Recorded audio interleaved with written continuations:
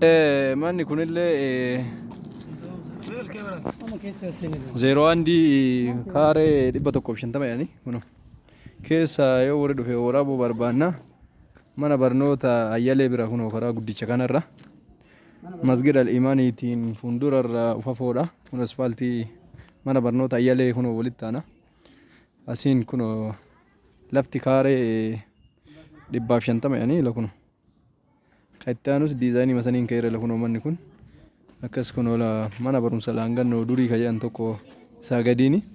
kuno karaan achi xumuraa ijoolleen dhaabbattu suni masgida kuno masgidni asirraa ni mul'ata masgida al-imaanii la kuno ni mul'ata la kuno masgidni dugda duuba kanarraani akkasii kuno karaani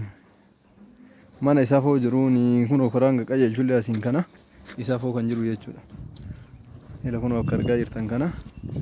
mana lamatu walitti aanee jira zeeroo irratti mana barnoota ayyalee bira akkasii ila kuno keessa yoo warri dhufe isinitti hin garsiifna garuu manni yoo ka ta'u taatiitu noo akkamii zeeroo handi irratti kuno ilaalamee isiniin jedha kuno